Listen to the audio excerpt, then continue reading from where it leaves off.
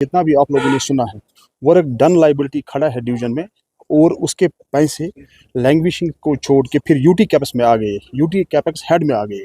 मगर बदकिस्मती से पैसे बिल्कुल अवेलेबल है और क्लेमर्स एग्जीक्यूटिव इंजीनियर के टेबल पे है इस वक्त। सिर्फ उनको जो प्रीवियस एग्जीक्यूटिव इंजीनियर्स थे उन्होंने उन पे टेस्ट चेक दे के सारा कुछ करके रखा है, पूरा हर कुछ ठीक है, क्योंकि ट्रेजरी में डालने के लिए सिर्फ इसके सिग्नेचर्स चाहिए।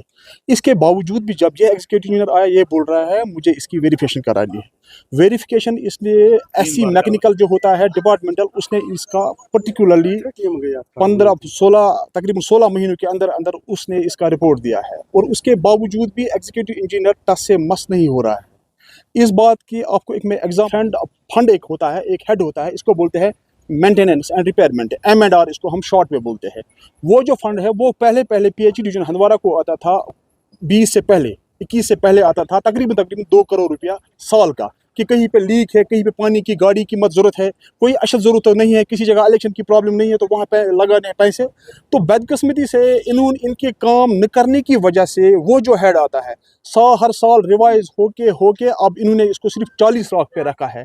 यानी इस वक्त आप चौक में पिछले 2 महीने से देख रहे हैं मैन चौक हंदवारा में कितना बड़ा लीकेज है, और इस लीक की वजह क्या है? क्योंकि ये टस से मस नहीं हो रहे हैं, ये R&B वालों को पैसे नहीं दे रहे, ये बोलते चलो ठेकेदार खुद करेगा, कल के डेट में FIR लॉन्च होगा ठेकेदार को, और डिपार्टमेंट खुद अपना तनख्वाह लेके घर में बैठे हुए है। यानी चाहे वो AWEs है, चाहे वो JEs हैं, चाहे वो एक्सन है, आप लोगों ने इसका खुद से देख लीजिए, मुआयना कीजिए। अभी एग्जीक्यूटिव इंजीनियर आया, हमने उससे बात की, ऐसा लग रहा है हम उसको भीख मांग रहे हैं।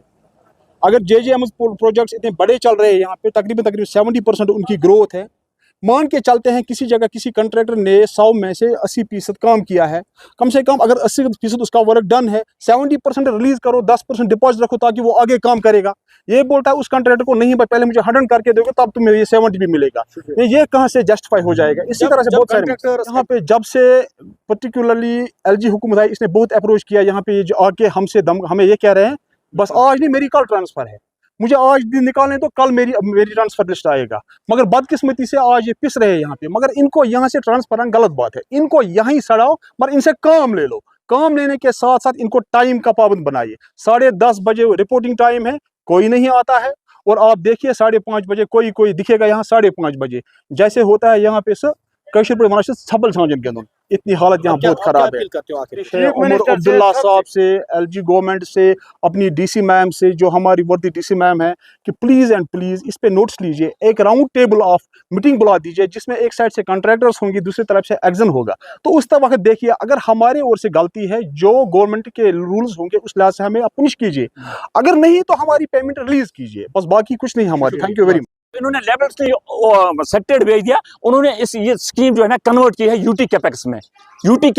उसके अगेंस्ट जितनी भी लेबलिटी यहाँ क्रिएट हुई थी, चाहे किसी के 10 लाख, किसी के 5 लाख, किसी के 15 लाख, उसमें उन सब के मतलब बराबर उतना ही अमाउंट आज रिलीज हो गया है, रिलीज हो चुका है। डिवीजन में पेमेंट बराबर उन बिलों के जो भी जितनी भी लेबलिटी है पहुंच गई है, मगर पेमेंट हमारी नहीं हो रही है, एक्शन नहीं पेमेंट करें। आपने खुद भी देख लिया, हम 1 हफ्ते से यहाँ तरस रहे हैं, एग्जाम आएगा हम उसको बोलेंगे। ये आजकल परसों हमको कर रहा है, अभी भी आप देख रहे हैं 2 मिनट के लिए भी ऊपर नहीं बोलता है कि हम पेमेंट नहीं करेंगे। ये धोखा है, यहाँ पर बिल्कुल धोखा है लोगों को, इनके जरिए से पानी मिले, इसके जरिए से पानी मिलेगा। अच्छा, दूसरी बात यह है, कल हमने ऑनरेबल MLA के सामने इसको बताया कि आप धोखा से दफ्तर क्यों नहीं आते हैं। ये बोलता है मैं आपकी पेमेंट नहीं करूंगा, चाहे आप मैं चीफ मिनिस्टर, मुझे चीफ मिनिस्टर CM भी बोलेगा मैं तब भी पेमेंट आपको। अगर CM से ऊपर बढ़कर ये है सीम, फिर इस कुर्सी पर क्यों बैठे हैं ये लोग? क्या खुदा रहा हमारी ये पेमेंट रिलीज कर रहे हैं, हम देख के हम जुल्म में पिस रहे हैं। यहाँ पर हम कितना कमा रहे हैं? 1 लाख में 5,000 मुश्किल से हम कमा रहे हैं, बाकी हम क्या कर रहे हैं? जितनी भी कर्जदारी है हमको, अभी भी हम रोजी रोटी जो हमारा वो रुक गया, हमारा रोजी रोटी भी छीन लिया है इन्होंने। ये सब ग्रेजुएट, देखो ये पोस्ट ग्रेजुएट है, इससे भी लीजिए।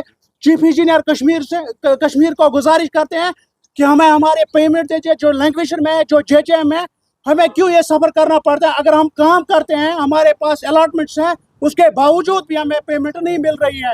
एक्शन साहब को बोलते हैं बिल पे दस्तखत करो, ये बोलते हैं मुझे सिर्फ मीटिंग है, हफ्ते में एक बार भी वो दफ्तर नहीं आता है, सिर्फ 1 घंटे के लिए सिर्फ दफ्तर के काम पे दस्तखत करने के लिए, अपने पेमेंट अपनी तनख्वाह लेने के लिए आते हैं, और कुछ भी काम नहीं करते अब हैं। आप दफ्तर क्यों नहीं आते? हमने डीसी मैडम से भी ये कहा था कि ये दफ्तर नहीं आते हैं, आप खुद देख लीजिए। मैडम से वहाँ कल डीसी ऑफिस में हमने गए, हमने उससे भी कहा कि आप आइए और देखिए ये दफ्तर क्यों नहीं, उनसे पूछे।